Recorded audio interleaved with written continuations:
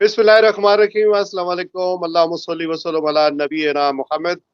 मेरे साथ इस वक्त पाकिस्तान के मायनाज सीनियर सहाफ़ी, कॉलम नवीस, तजिया निगार मजहर बरलास साहब मौजूद है। पाकिस्तान में जो सूरत-हाल पैदा हो गई है, ख़ास करके इमरान खान साहब के हालात जिस तरह के हैं, या मुल्क के अंदर जिस तरह की गिरफ्तारियां हैं, पकड़-दकड़ है, और मजमूई तौर पर पाकिस्तान के अंदर भी और पाकिस्तान से बाहर भी एक बहुत बड़ी पार्टी है, उसकी फॉलोइंग है।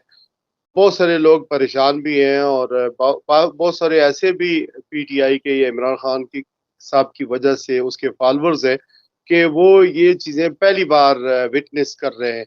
तो आज मैंने मजहर बरलास साहब को बतौर ख़ास ज़हमत दी है कि चूँकि ये तारीख के पर्दों से बहुत गहरी उन पर्दों से ये आज हमारे सामने कुछ जो मट्टी है वो झाड़ेंगे, हमें बताएंगे कि माजी में इस तरह के वाक़यात होते रहे कि नहीं होते रहे, और पार्टियां जब ख़त्म होती हैं, जब उनके खिलाफ क्रैक डाउन शुरू होता है, तो फिर किस तरह दोबारा जो है वो जिंदा होती हैं, और जो कुछ हुकूमत कर रही है या एस्टेब्लिशमेंट कर रही है, क्या वाकई अब पीटीआई का प्रोजेक्ट जो है वो ख़त्म होने जा रहा है या नहीं होने जा रहा है। अस्सलाम वालेकुम मजहर बरलास साहब, एंड वेलकम। जी वालेकुम अस्सलाम। कैसे मिजाज हैं आप? खैरियत से हैं? अल्लाह का शुक्र है, बहुत शुक्रिया। एक तो ये फरमाइएगा कि क्या ही प्रोजेक्ट खत्म समझे, या आप होपफुल हैं कि दोबारा पार्टी रिवाइव होगी और ये वक्ती तौर पर जो तूफान आया ये थम जाएगा, और ये इसमें से कुछ बेहतरी के आसार आपको नजर आते हैं? बड़ा अहम सवाल है आपका। लोगों को याद होगा, शायद मेरे नौजवान दोस्तों को याद ना हो, लेकिन बूढ़े बंदों को तो खैर पता होगा कि जब भुट्टो साहब गिरफ्तार हो गए थे, पीपल्स पार्टी को एक तरह से क्रश कर दिया गया था और भुट्टो साहब को फांसी दे दी गई थी, तो पीपल्स पार्टी की जो सेंट्रल एग्जीक्यूटिव कमेटी थी उसके 40 में से 38 अरकान गायब हो गए थे, छोड़ गए थे। अच्छा। अब वो छोड़ गए तो पीपल्स पार्टी के जो सेंट्रल एग्जीक्यूटिव कमेटी, यानी जो अहम तरीन रहनुमाओं पे मुश्तमिल मजलिस आमला होती है, उसके 38 अरकान छोड़ गए और 2 रह गए। मगर फिर वही पार्टी जो है वो जब 88 में इलेक्शन लड़ती है तो जीत कर आ जाती है। यानी 77 में ये सारे हालात पीपल्स पार्टी के 77 के बाद पैदा हुए, और फिर जब दोबारा इलेक्शन हुए तो फिर बेनजीर भुट्टो साहब आ गए 88। जी हाँ, मैं ये मिसाल इसलिए दे रहा हूँ कि वहां तो सेंट्रल एग्जीक्यूटिव कमेटी के 38 अरकान 38 मेंबरान छोड़ गए थे। यहाँ पीटीआई में अभी सिर्फ एक मेंबर ने छोड़ा है जो सेंट्रल एग्जीक्यूटिव कमेटी का था, आमिर कियानी। बाकी जो छोटे मोटे बंदे छोड़ रहे हैं वो सेंट्रल एग्जीक्यूटिव कमेटी के मेंबर नहीं है। फिर आप देखें कि 90 की दहाई में जब मियां मंजूर भट्टू वजीर आला बने पंजाब के। तो पंजाब के तो रातों रात वाही साहब हाथ मलते रह गए और भट्टू साहब की तरफ सारे मेंबरान चले गए। फिर 90 की दहाई के आखिर में आप देखें कि किस तरह वो बना हम ख्याल ग्रुप, और उसके बाद मुस्लिम लीग काफ बन गई, और फिर नून लीग का भी आपको पता है किस तरह जनेजो साहब की पीठ में छुरा घोंप के नून लीग बनी थी। फिर अब 2002 में देखें कि पीपल्स पार्टी में से किस तरह पैट्रियार्ट बनाए गए, और उन पैट्रियार्ट में देखें पीपल्स पार्टी के बड़े बड़े वफादार राव सिकंदर इकबाल और मखदूम फैसल साले हयात और नोरेज शकूर और इन जैसे रहनुमा शामिल थे। तो पार्टियों पे ये वक्त आता रहता है। अब सोचने की बात यह है कि पीटीआई की मुतद्दा मजलिस अमल बनाई गई, फिर उसके बाद ये भी हुआ कि ये जो मुस्लिम लीग नून छोड़ के गए वो किंग पार्टी या कायदे आजम पार्टी बना दी जी गई सस्ती और बशर। फिर आप देख फिर आप उसी का हाल देखें कि 2013 में इलेक्शन में जो मियां नवाज शरीफ ने टिकट दिए तो उसमें से 147 टिकट मुस्लिम लीग काफ के लोगों को दिए थे। तो ये तो होता रहता पाकिस्तान में। लेकिन पीटीआई के लिए अच्छी खबर ये है कि पीटीआई के बड़े लोग उसको नहीं छोड़ रहे। پی ٹی آئی کے لیے اچھی خبر یہ ہے کہ پی ٹی آئی کی مقبولیت کم نہیں ہوئی، اس میں اضافہ ہوا ہے۔ پی ٹی آئی کے لیے اچھی خبر یہ ہے کہ اس کو وہ بندے جو پریشر برداشت نہیں کر سکتے یا جن کی وفاداری مشکوک تھی وہ چھوڑ کے جا رہے ہیں، تو یہ پی ٹی آئی کا ایک قدرتی صفایا ہو رہا ہے، جو نیچرل کلینزنگ ہے نا وہ ہو رہی ہے۔ تو میرا خیال ہے پی ٹی آئی کے لوگوں کو پریشان ہونے کی ضرورت نہیں، ان کی مقبولیت پہلے سے بڑھی ہے، خاص طور پہ جب سے یہ جھوٹے مقدمے قائم کرنے شروع کیے ہیں، گرفتاریاں کرنا شروع کی ہیں، چھاپے مارنے شروع کیے ہیں، راتوں کو لوگوں کے گھروں پہ دھاوے بولنے شروع کیے ہیں اور بچوں اور عورتوں کو ہراساں کرنا شروع کیا ہے، تو اس کے بعد سے پی ٹی آئی پہلے سے زیادہ مقبول ہو رہی ہے۔ تو میں نہیں سمجھتا کہ پی ٹی آئی جو ہے وہ یہ مشکل ٹھیک ہے، میں آئے گی۔ ہاں یہ ٹھیک ہے۔ یہ جو حکومت ہے اس وقت، یہ سچویشن جو پی ڈی ایم کی حکومت ہے اور پلس پیپلز پارٹی، یہ جو سچویشن اس وقت بنی ہوئی ہے پی ٹی آئی کے اوپر یا اس کے ورکروں کے اوپر، کہ آپ سمجھتے ہیں کہ یہ انجوائے کر رہے ہیں اس ساری صورتحال کو، یا ان کے لیے ایک طرح کا دبا ہے؟ چونکہ خود ہی پیپلز پارٹی کی بات کریں یا جس طرح آپ مسلم لیگ نون کی بات کر رہے ہیں، ان ورکروں نے، ان لیڈروں نے خود یہ چیزیں جھیلی ہیں، تو یہ پارٹ آف دا پرابلمس ہے اس وقت، یہ جو صورتحال پی ٹی آئی کے ساتھ روا رکھی جا رہی ہے۔ میرا خیال ہے کہ اس کے پس پردہ کچھ اور کردار ہے، ہم، یہ شاید اتنے قصوروار نہ ہوں، لیکن یہ مہرے بنے ہوئے ہیں اور مہرے بننا بھی ایک جرم ہے۔ آپ کے ناظرین کو یقیناً اس بات کا علم ہے کہ ظلم کا ساتھ دینے والے بھی ظالموں میں شمار ہوتے ہیں۔ اب جو پنجاب میں اس وقت نگران حکومت ہے، میں نے تو اپنی زندگی میں خان صاحب ایسی نگران حکومت کوئی نہیں دیکھی جو ایک جانبدار حکومت بن چکی ہو۔ وہ ایسی حکومت ہے کہ جیسے پارٹی کی حکومت ہو کسی کی، اور وہ بھی متشدد قسم کی پارٹی ہو۔ آپ دیکھیے کہ پنجاب میں کس طرح لوگوں کے گھروں پہ چھاپے مارے جا رہے ہیں، کس طرح جیلوں میں، تھانوں میں تشدد ہو رہا ہے اور قوم کی بیٹیوں کو اٹھایا جا رہا ہے، تو پھر پوچھا جاتا ہے تو بتایا جاتا ہے کہ ہمیں نہیں پتا کدھر ہیں۔ تو یہ ایک ایسے ظلم ہے، پاکستان میں کسی بھی مارشاء اللہ میں یہ ظلم نہیں ہوئے تھے، نہ ایوب خان کے مارشاء اللہ میں یہ ظلم ہوئے تھے، نہ ضیاء الحق کے مارشاء اللہ میں یہ ظلم ہوئے تھے، اور مشرف کا مارشاء اللہ تو تھا ہی نہیں، وہ تو ایک سیمی مارشاء اللہ قسم کا کام تھا۔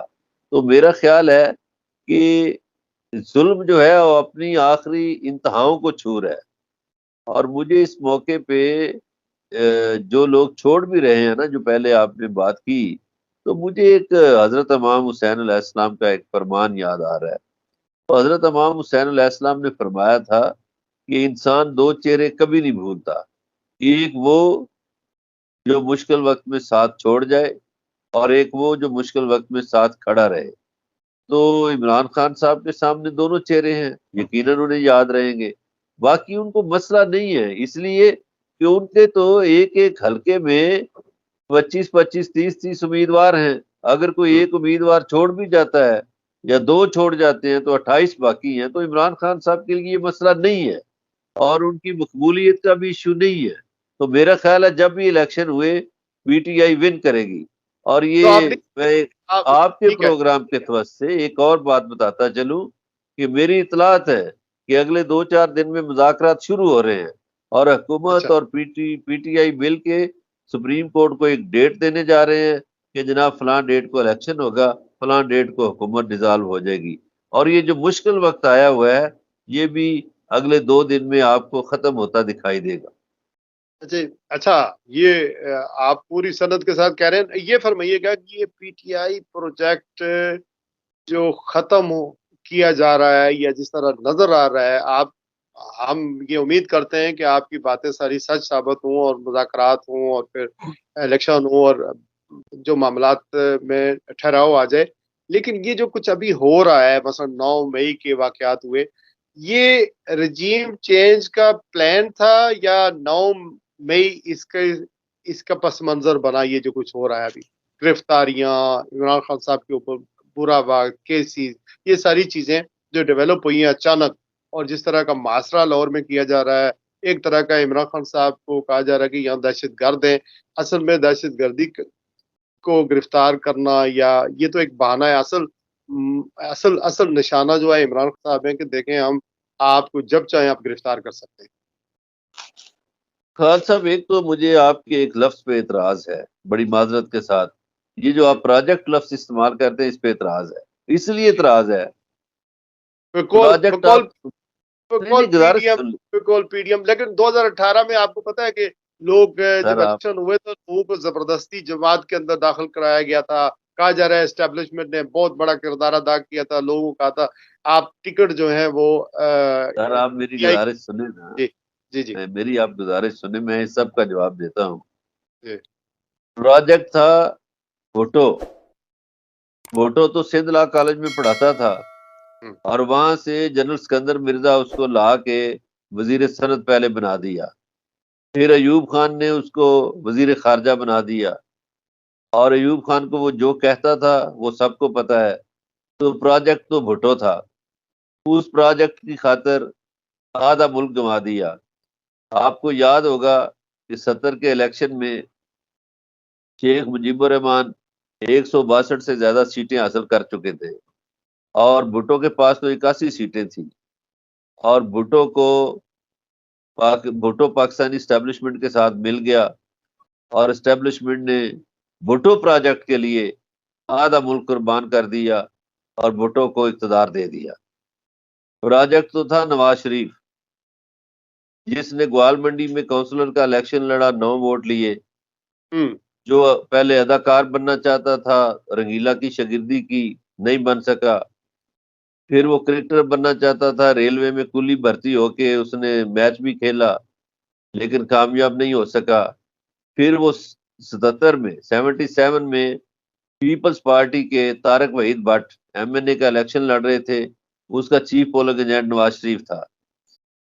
پھر وہ جے یو پی کے ٹکٹ کے لیے بھی اپلائی کیا تھا. نورانی صاحب کا ٹکٹ لینا چاہتے تھے نہیں ملا. پھر وہ تحریک استقلال میں چلے گئے اور پھر اس کے بعد آپ کو پتا ہے کہ جنرل جیلانی نے انہیں گود میں لے لیا. تو پروجیکٹ تو وہاں سے شروع ہوا. وہ پروجیکٹ تھا. پھر وہ ضیاء الحق کی انگلی پکڑ کے اقتدار میں آ گئے. 1985 کی بات ہے. نہیں جی 1985 کی نہیں. بھٹو کی فوراً پھانسی کے بعد ہی تو یہ کام شروع ہو گیا تھا. نواز شریف پہل نواز شریف کو بنایا گیا پنجاب ایک سپورٹس بورڈ کا وزیر چیئرمین. ہاں نہیں سر میری عرض سن لیں نا سردار صاحب. میری عرض سن لیں سر. پہلے ان کو سپورٹس کا ایڈوائزر بنایا گیا پنجاب میں. پھر مشیر بنایا گیا. پھر میاں شریف صاحب نے کسی کو کہا جرنیل کو کہ سر نہیں میرے پتر نو وزیر بناؤ. تو پھر 81 میں ان کو وزیر خزانہ پنجاب کا بنا دیا گیا اور 85 میں غیر جماعتی الیکشن ہوئے. اس غیر جماعتی الیکشن کے نتیجے میں ضیاء الحق نے ان کو وزیر اعلیٰ بنا دیا. پھر 88 میں بھی وہ وزیر اعلیٰ بنے اور 88 کے الیکشن کا آپ دیکھیے اس ملک میں یہ تماشے ہوتے رہے کہ نگران وزیر اعلیٰ بھی نواز شریف تھا اور الیکشن بھی لڑ رہا تھا. تو اسی کے نیچے الیکشن ہو رہے تھے جو وزیر اعلیٰ تھا. تو یہ تماشا ہوا اس ملک میں. خیر اچھا جنیجو کے ساتھ کیا ہوا تھا؟